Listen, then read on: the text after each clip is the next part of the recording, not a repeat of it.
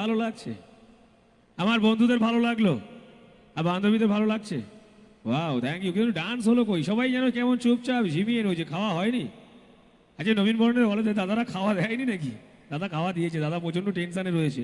তো চলো আরো একটা ডান্স দেখবো।